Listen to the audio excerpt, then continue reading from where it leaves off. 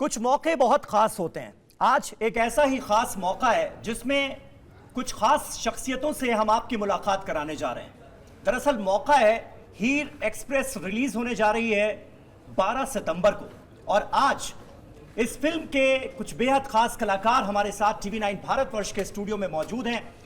स्वागत कीजिए आशुतोष राणा जी का। और हमारे साथ हैं दिविता जुनेजा, फिल्म की lead actress.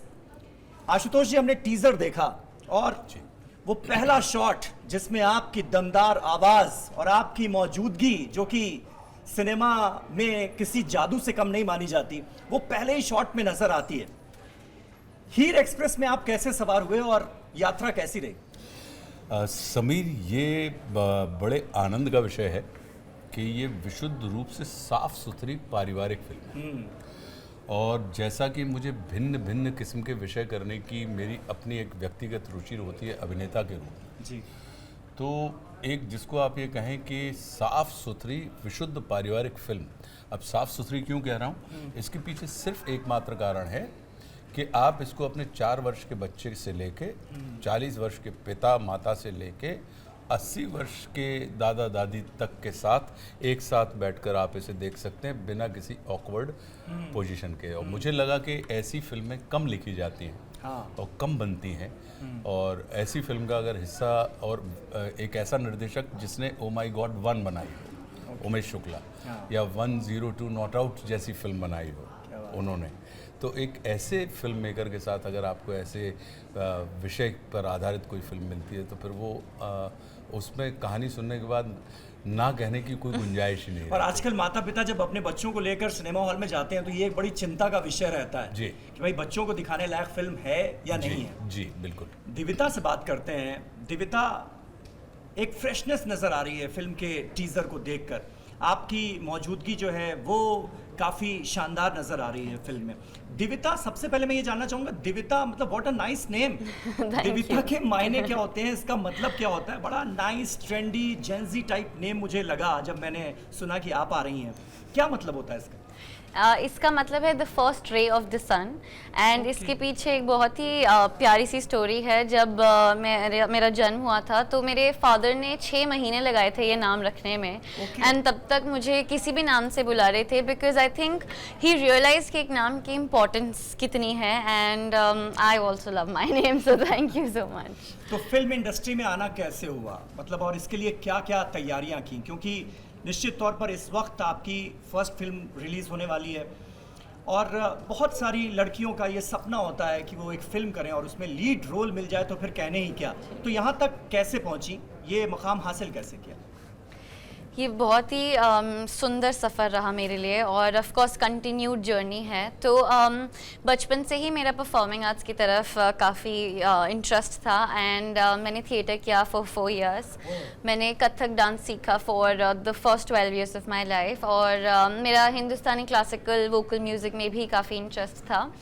And I think बचपन से ही मुझे एक्टिंग करनी थी, बट मेरा एक टर्निंग पॉइंट था, मे बी मैं शायद 9th ग्रेड में थी, और राजी फिल्म आई थी आलिया भट्ट मैम की, एंड मैं अपनी फैमिली के साथ वो मूवी देखने गई, and I think that was like a switch in me कि अब तो एक्टिंग ही करनी है। और जब उमेश सर से पहली बार मेरी मुलाकात हुई, एंड सर ने जो इतना ट्रस्ट दिखाया मेरे पे, इतना कॉन्फिडेंस दिखाया, आई फील मेरा खुद पर कॉन्फिडेंस बहुत बढ़ गया बिकॉज ऑफ दैट।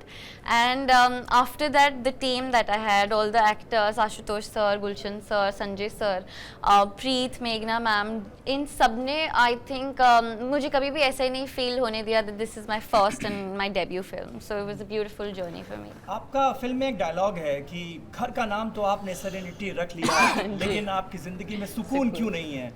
तो आपके लिए सुकून क्या है? मेरे लिए सुकून, अगर मैं सच बोलूँ तो कैमरा के आगे होना है। I really feel that my soul is connected there, and of course when everyone in your family supports you, is with you, so achieving your dreams and fulfilling them is peace for me. तो आशुतोष जी, आपके लिए सुकून क्या है, फिल्में या रंगमंच, theatre? देखिए, मेरा अपना मानना है कि अभिनय, फिल्म हो, रंगमंच हो, टेलीविज़न हो, OTT हो, हम और आप सब मनुष्य की मूल प्रकृति होती है कि वो अभिव्यक्त करना चाहता है अपने आप को। अभिव्यक्ति के माध्यम से वो कहीं ना कहीं स्वयं को भी खोजना चाहता है। तो मेरी मूल जो प्रकृति है वो है अभिनय। कि अभिनय में आपको कि हर आदमी में होते हैं 10-20 आदमी, और जिसको भी देखिए कई बार देखिए। तो जब आपकी ये मेरे लिए अपनी अंतर यात्रा है, बाहर यात्रा मेरी कम है। ये भाग्य की बात है कि हमारा एजुकेशन, हमारा प्रोफेशन और हमारा पैशन, ये तीनों अभिनय हैं। ये तीनों एक ही दिशा में जाने वाले हैं। तो मैं इसको यही देखता हूँ कि इसके माध्यम से मैं स्वयं को खोजने की यात्रा पर हूँ। और जिस दिन, और हम और आप सब स्वयं को ही खोजना चाहते हैं, इसी चक्कर में हम संसार में अपने आप को ढूंढते हैं। और मेरा अपना ये मानना है कि ये अंदर से बाहर की यात्रा और बाहर से अंदर की यात्रा है। तो मेरी ज़िंदगी में अभिनय प्राथमिकता है, अभिव्यक्ति प्राथमिकता है। और मैं अपने दर्शकों को यहाँ पर याद दिला दूं कि 1995 में एक टीवी सीरियल आया था जिसका नाम था स्वाभिमान। हम सब बहुत छोटे बच्चे थे उस वक्त, और उसमें आशुतोष जी का अभिनय। और उसके बाद एक फिल्म आती है दुश्मन, आई थिंक 98 ईयर था, काजोल के साथ की फिल्म, जिसमें नेगेटिव किरदार में आशुतोष जी नजर आते हैं।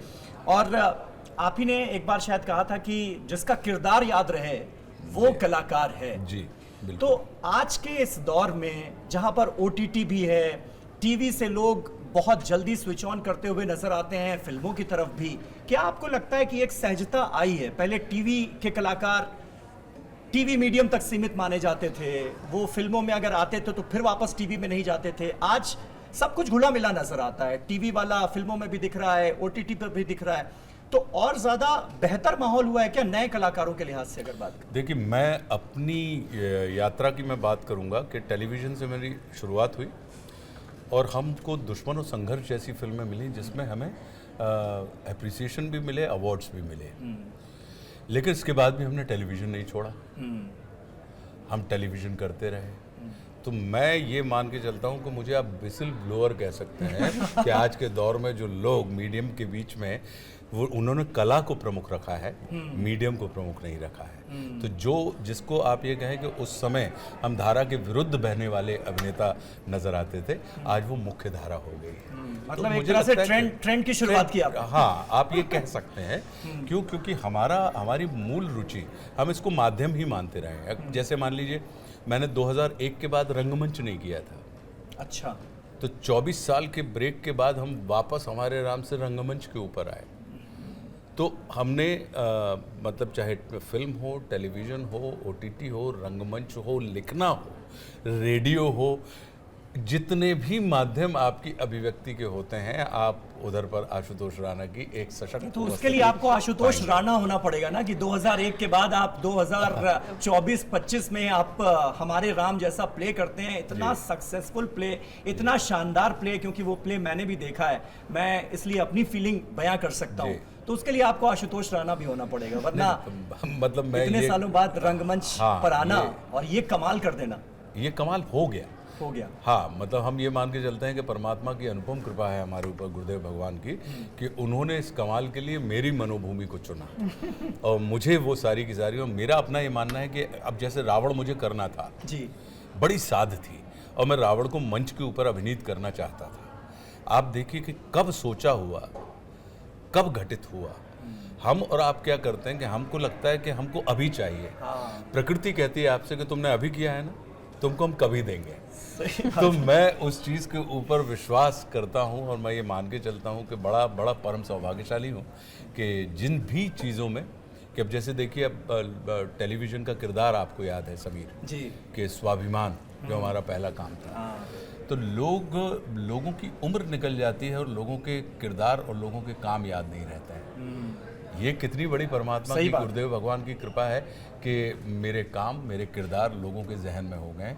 क्यों? क्योंकि आप व्यक्ति के रूप में तो आपकी यात्रा सीमित है, लेकिन किरदारों के रूप में अगर आपकी स्थापना हो गई है तो फिर जब तक ये जगत है तब तक वो किरदार मौजूद रहेंगे। सही बात है, क्या बात है, क्या बात है। दिव्यता, इंडियन शेफ विद देसी टेस्ट, जिसको विदेश में जाकर अपने आप को प्रूव करना है, कुछ ऐसी कहानी समझ में आ रही है। तो इस किरदार में ढलने के लिए कितनी मेहनत करनी पड़ी, क्या क्या सीखना पड़ा? क्योंकि मैं देख रहा हूँ कि फिल्म में बहुत अच्छी घुड़सवारी भी करती हुई नजर आ रही है।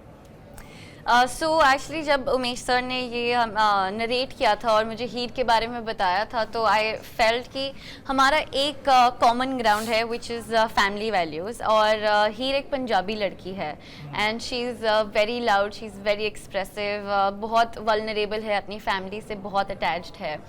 और आई थिंक मैं कब हीर मेरे ज़्यादा क्लोज हो गई as how Divita is close to me, I didn't even realise. और इस कैरेक्टर के लिए हाँ जी, मैंने घुड़सवारी सीखी फॉर 5 months एंड जिस लड़की ने कभी ज़िंदगी में स्पोर्ट्स नहीं खेला उसने सीधा इक्वेस्टेरियन स्पोर्ट्स से स्टार्ट किया, सो इट वाज चैलेंजिंग।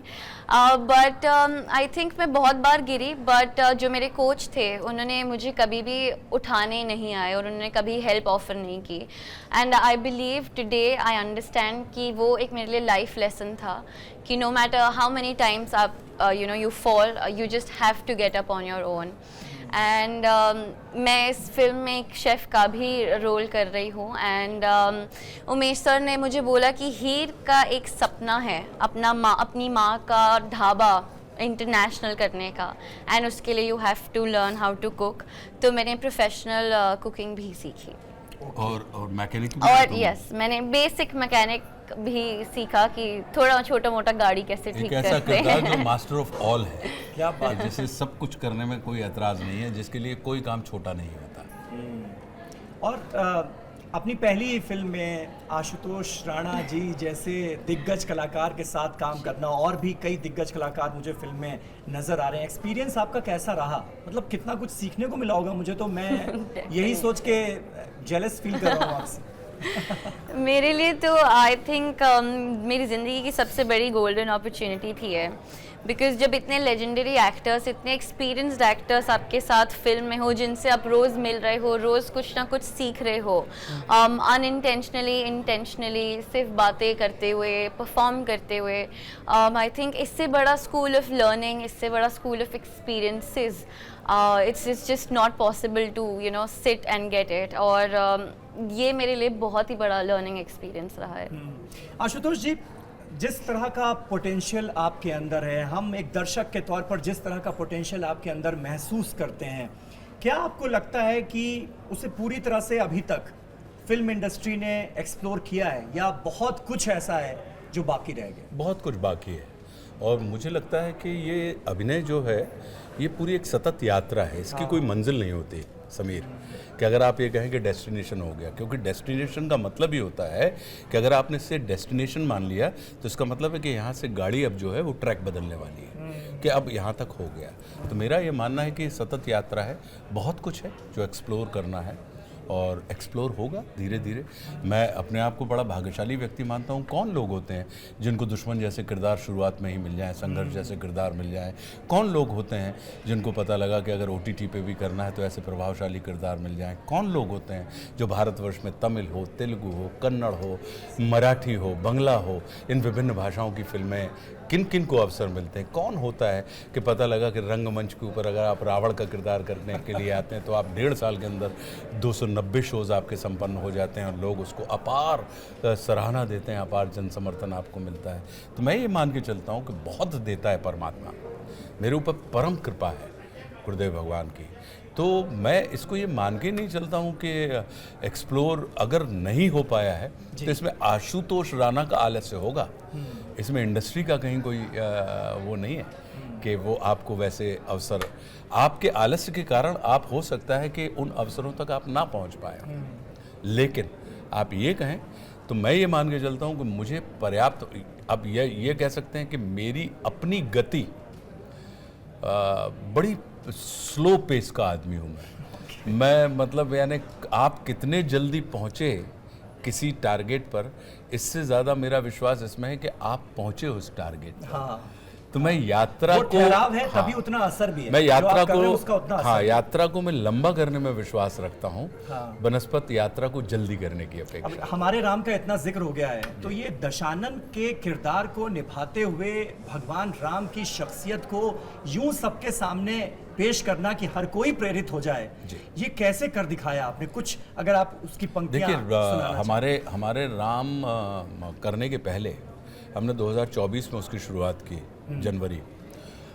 उसको करने के पहले मैंने एक किताब लिखी रामराज्य, जी जो 2020 में पब्लिश हुई और उसको साहित्य अकादमी पुरस्कार मिला। जी बिल्कुल। तो अब आप ये भी देख लीजिए कि कौन अभिनेता है जिसकी लिखी हुई किताब पे उसको साहित्य अकादमी पुरस्कार मिला हो, इतने बड़े उसमें अभिनय की दुनिया से आए हुए किसी व्यक्ति को। तो मैं ये मान के चलता हूँ कि जो एक हमारी mental preparation, emotional preparation, spiritual preparation, तैयारी, वो कहीं ना कहीं जब हमने लिखना शुरू किया तो 2017 से हमने लिखना शुरू किया और 2020 में वो पब्लिश होती है किताब। तो वो मानसिक तौर पे कहीं ना कहीं, आत्मिक तौर पे, आध्यात्मिक तौर पे वो पूरी कथा मेरे दिमाग में चल रही थी। पहले वो विचार के रूप में आई, भाव के रूप में आई, फिर शब्द में बदल के किताब में रूपांतरित हो गई और फिर किताब के बाद फिर उसको मंचन में रूपांतरित करने की प्रक्रिया है। तो मैं ये मान के चलता हूँ कि उसको घटित होना था 24 में, लेकिन परमात्मा ये जानते थे कि ये व्यक्ति जो है कि ये सिर्फ बाहरी भाव भंगिमा नहीं पकड़ना चाहता किसी भी किरदार की या किसी भी कथा की, वो कहीं ना कहीं उसके मानस को पकड़ना चाहता है। तो उन्होंने वो मानसिक तैयारी ये करवाना था। तो मेरा ये मानना है, तो मैं उसको ये मान के ही चलता हूँ कि अद्भुत अनुपम कृपा है कि ऐसी चीज़, और रिवाइवल है ये थिएटर का, अगर उस लिहाज से देखा जाए कि थिएटर के अंदर कॉमर्स आदमी नहीं देखता था, उसको व्यवसाय के रूप से, हाँ, उसको एक पूरी की पूरी इंडस्ट्री खड़ी हो गई। आज बड़े बड़े लोग हैं, बड़े बड़े प्रोडक्शन हाउसेस हैं जो अब थिएटर को भी एक प्रोडक्शन के तौर पर, एक रचना धर्मिता के तौर पर, एक व्यवसाय के तौर पर कहीं ना कहीं अब उसको अमली जामा पहनाने के लिए प्रयासरत है। बिल्कुल बिल्कुल। दिव्यता, ये बताइए कि इस फिल्म में सबसे मज़ेदार शॉट आपको कौन सा लगा? कौन सा ऐसा शॉट था जिसमें दिक्कतें पेश आईं और उसके बाद फिर आपने अपने सीनियर से बात करके, अपने गुरुओं से बात करके कुछ उसका हल निकाला? कुछ ऐसा मज़ेदार इंस्टेंस याद आता है? मेरे लिए पूरी फिल्म ही बहुत मज़ेदार थी और मैं सच बताऊँ तो एक पिक एंड चूज़ नहीं कर सकती, बिकॉज मेरे लिए सारे ही सीन्स इतने फेवरेट थे। बट एक चैलेंजिंग सीन था और वो एक्चुअली आशुतोष सर के साथ ही था। अच्छा। एंड उसमें मुझे लाइक हीर के ऑपोजिट प्ले करना था, जिसमें मैं चिल्ला रही थी, रो रही थी, गुस्सा कर रही थी। एंड एक ये बहुत ही इंटेंस सीन था एंड ये मेरे से नहीं हो रहा था। ये वाज वेरी चैलेंजिंग और सर मेरे सामने खड़े थे तो I was very nervous. But there is something in sir that you know eases you out, comforts you. और सर जितने नॉलेजेबल है and sir, I think sir के एक्सपीरियंस से ही मैं इतना कुछ सीख गई कि वो इतना इंटेंस सीन कब शूट हो गया और कैसे शूट हो गया, I didn't even realise. And एक इंस्टेंस है जो मैं कभी नहीं भूलूंगी, जब वो सीन कट हुआ तो आशुतोष सर ने मुझे बोला कि तू बन गई। And I think that was like the biggest achievement for me. और sir started uploading and looking at sir, पूरे क्रू ने अपलोड किया और वो मेरा फेवरेट सीन है। क्या बात है। अच्छा, हमने बात की OTT की। आशुतोष जी, पहले फिल्म इंडस्ट्री में बात होती थी ग्रुपिज्म की, फिर बात होती है नेपोटिज्म की, आजकल बात हो रही है कि भाई पॉलिटिकल डिवाइड भी एक तरह का नज़र आ रहा है फिल्म इंडस्ट्री में। क्या आपको लगता है ऐसा कुछ है? और अगर ऐसा है तो क्या वो कलाकारों के काम को भी इम्पैक्ट कर रहा है क्या? नहीं, मुझे नहीं लगता हो। मेरा ये मानना है कि देखिए, अभिनय हमारा प्रोफेशन है, लेकिन हम पर्सन भी हैं और एज ए पर्सन सबकी अपनी अपनी आइडियोलॉजी होती है और हम लोकतांत्रिक देश में हैं। लोकतंत्र की सबसे बड़ा आनंद यही होता है कि इसमें मत भिन्नता, मत शून्यता की अपेक्षा मत भिन्नता इसमें स्वागत योग्य होती है। तो मेरा अपना ये मानना है कि मत मतांतर होने के बाद आप अपने कार्य के प्रति अगर कर्तव्यनिष्ठ हैं, सिनेमा के अंदर फिल्मों में अगर राजनीति है तो बहुत अच्छी बात है, लेकिन राजनीति फिल्मी नहीं होनी चाहिए, ये विचारणीय है। तो मेरा अपना ये मानना है कि इसमें ग्रुपिज्म, अगर ग्रुप की बात करें तो आज ये हम ढूंढने लगे समीर। आज हमने राजनीति को ढूंढ लिया, पहले हमने कहा कि नेपोटिज्म को ढूंढ लिया, उसके पहले हमने कहा कि क्षेत्रवाद को हमने ढूंढ लिया था। कह रहे नहीं वो बंगाल से आते हैं, नहीं वो सब जो है सब पंजाबी हैं, तो पंजाबी मिलके करते हैं। तो ये हमारी आदत है कि हम इन चीज़ों को कहीं ना कहीं कैटेगराइज करके और कोई ना कोई चीज़ उसके अंदर ढूंढते रहते हैं। मेरा ये मानना है कि ये चीज़ लगातार सतत चल रही है और इस चलती हुई चीज़ में बहुत सारे ऐसे कई लोग हैं, कई अभिनेता हैं, कई काम हैं जो लगातार लोगों को मिलते जाते हैं। अच्छा, ग्रुपिज्म से अगर आप मान लीजिए भी कहते हैं कि हम प्रेरित हैं, तो क्या ग्रुपिज्म से किसी फिल्म को आप चला सकते हैं? फिल्म चलती है कथानक से, बिल्कुल। फिल्म चलती है उसके पूरी की पूरी क्वालिटी से, कि उसकी कथा कैसी है, उसका अभिनय कैसा है, वो शूट कैसी की गई है। फिल्मों का चलना किसी गुट विशेष की दम पे नहीं हो सकता कि आप गुट बना लें। अब इसको अगर गुट को भी अगर देखना है तो मैं उसको इस दृष्टिकोण से देखता हूं कि समीर का अगर पुत्र है, और चूंकि समीर और आशुतोष दोनों एक दूसरे के मित्र हैं, तो स्वाभाविक है कि मैं कहाँ पर बैठना पसंद करूँगा कि समीर के पुत्र के पास ज़्यादा अपॉर्चुनिटी है आशुतोष के पास जाने की बनस्पत किसी सामान्य बच्चे के। और हम और आप भी अगर हम ट्रैवल करते हैं, जब अगर हवाई जहाज़ में ट्रैवल करें जी, तो अगर बाजू में हमारे कोई पैसेंजर ऐसा बैठा है तो हम वो सीट बदल लेते हैं। हम और आप सब सहजता ढूंढते हैं। तो मैं ये मान के चल रहा हूँ कि व्यक्ति सहजता ढूंढता है, उस व्यक्ति की उस सहजता को व्यावसायिक सहजता के साथ नहीं जोड़ना चाहिए। मैं इस चीज़ को देखता हूँ, और मेरा ये मानना बिल्कुल नहीं है कि बटे हुए हैं। मेरा ये मानना है कि सब अलग है, सबकी निजता है। हाँ, और मतलब भारत जाना ही जाता है यूनिटी एंड विविधता के लिए, डाइवर्सिटी के लिए, बिल्कुल। लेकिन आज इसी भारत में जब नित नए विवाद भाषा को लेकर, धर्म को लेकर, जाति को लेकर सामने आते हैं, तो आशुतोष जी का कवि मन क्या कहता है? देखिए, हमारा अपना ये मानना है कि मैंने ये कहा भी है कि कोई भी भाषा संवाद के लिए होती है, वो विवाद के लिए नहीं होती। भाषा विवाद का विषय नहीं है। भाषा से हम और आप विवाद कर सकते हैं, लेकिन भाषा पर विवाद कल्याणकारी नहीं है। तो मेरा अपना ये मानना है कि जैसा कि हम देखते हैं कि विभिन्नता, चाहे वो संस्कृतियों में हो, चाहे वो प्रकृति में हो, चाहे वो मौसम में हो, जितनी डाइवर्सिटी भारत के अंदर है, और भारत का अस्तित्व ही, और भारत का जो चित्त है वो स्वीकार का चित्त है। तो स्वीकार के चित्त के ऊपर अगर हम इंकार के दरवाजे खड़े करेंगे, तब कहीं हमको ये थोड़े बहुत विवाद देखने मिल जाते हैं। या ये कहें कि आज की तारीख में इसकी प्रार्थना मैं तुम लोगों से भी करूँगा कि हम जैसे बहुत सारे लोग हैं, दिविता जैसे बहुत सारे लोग हैं, तुम जैसे बहुत सारे लोग हैं जो संवाद करते हैं, लेकिन संवादों को लाइमलाइट नहीं मिलती। हम अक्सर विवादों को लाइमलाइट दे देते हैं। तो अगर हम विवादों को लाइमलाइट दे देते हैं, इसलिए हमें लगता है कि सब जगह विवाद ही हो रहा है। हम जिस दिन संवादों को लाइमलाइट देने लगेंगे, हम जिस दिन संवादों को टेलीविज़न के ऊपर दिखाने लगेंगे, उस दिन आप विश्वास कीजिए, क्योंकि भारत का या दुनिया का 90% मनुष्य का जो चित्त है वो संवादी चित्त है, वो स्वीकार के भाव से भरा हुआ है। सही बात है। एक आखिर में, क्योंकि सबको साथ लेकर चलने की आपने बात कही, सबको साथ लेकर चलने से याद आता है कि आप ही के मुंह से शायद हमने वो किस्सा सुना था, वो राम सेतु वाला। भगवान राम को जब राम सेतु बनाना था, पार करना था, तो उसके बाद वो आगे बढ़े, लेकिन वो जो संकरा रास्ता था वो कैसे चौड़ा हो गया, वो कहानी अगर संक्षेप में आप सुना दें, क्या है तो वो एक बड़ी सीख है उसमें। बिल्कुल पुरुषार्थ और कृपा की कहानी है। और मेरा अपना ये मानना है कि अक्सर पुरुषार्थ दिखाई देता है, तो इसलिए उसकी वैल्यू ज़्यादा होती है। कृपा जो होती है वो दिखाई नहीं देती, इसलिए कृपा को एक्नॉलेज करके उसके ऊपर कृपा करते हैं। लेकिन मेरा अपना ये मानना है कि जब समुद्र सेतु बन रहा था, बड़ी अद्भुत कथा है ये जी, तो जब सेतु बन गया तो पतला सा पुल बना। अब इतना पतला पुल बना और उसके ऊपर परमात्मा श्री राम की इतनी बड़ी वानर सेना, वो कैसे पार करेगी? तो जामवंत जी जो सबसे वयोवृद्ध थे, उनको चिंता हो गई। उनको लगा कि ऐसे तो अगर हम पार करते रहे इस पतले पुल से, तो वहाँ पे तो हम पहुँच ही नहीं पाएंगे। मैदान में पहुँचने के पहले ही रावण हमारा शमन कर देगा, संधान कर देगा। तो उन्होंने अपने नायक मर्यादा पुरुषोत्तम श्री राम के सामने ये बात रखी। तो राम ने कहा ठीक है, मैं चलता हूँ, सबसे पहले मैं चलूँगा। जैसे ही राम उस पुल के सामने आके खड़े हुए, तो जो समुद्र के अंदर रहने वाले जलचर थे वो तल के ऊपर आ गए, और सब ने उस पतले पुल से सटते हुए उसको देखते देखते चौड़ा कर दिया। क्या बात है।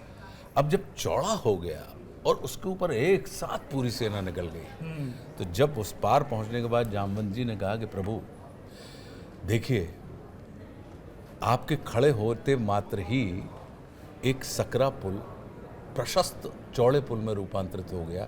तो जब सब आपको करना था, आपकी कृपा से होना था, तो फिर आपने हम लोगों से ये श्रम क्यों करवाया? तो ये उत्तर राम जैसे नायक ही दे सकते हैं। वो कहते हैं कि देखिए जामवंत जी, कृपा भी तभी काम करती है जब उसके अंदर पुरुषार्थ छिपा हुआ। क्या बात। तो तुम्हारा इतना सा पुरुषार्थ इतना ईमानदारी से भरा था कि उसके ऊपर जो असीम की कृपा है उसको अपनी कृपा करनी ही पड़ी। तो वो जो चीज़ है कि हम और आप हर किसी को अपने हिस्से का पुरुषार्थ करना है। अपने हिस्से का थोड़ा सा पुरुषार्थ कर लीजिए, आप देखेंगे कि बड़ी कृपा हो जाएगी। इन्होंने थोड़ा सा पुरुषार्थ किया, इनके ऊपर बड़ी कृपा होगी कि हीर एक्सप्रेस आ रही है। सही बात है। नहीं तो कहाँ लोगों को मिलता है। हाँ। अब दिव्यता जी, ये जिम्मेदारी आपके ऊपर है। आप हमारे दर्शकों को बताइए TV9 भारतवर्ष के आखिर में कि 12 सितंबर को लोग आपकी फिल्म देखने क्यों जाएं। बहुत कुछ आशु भैया ने बताया है, लेकिन आपके मुंह से हम सुनना चाहते हैं। मैं बस इतना रिक्वेस्ट करना चाहती हूँ और कहना चाहती हूँ कि आजकल हम रियल लाइफ से बहुत कनेक्ट हो रहे हैं और रियल लाइफ से डिस्कनेक्ट हो रहे हैं।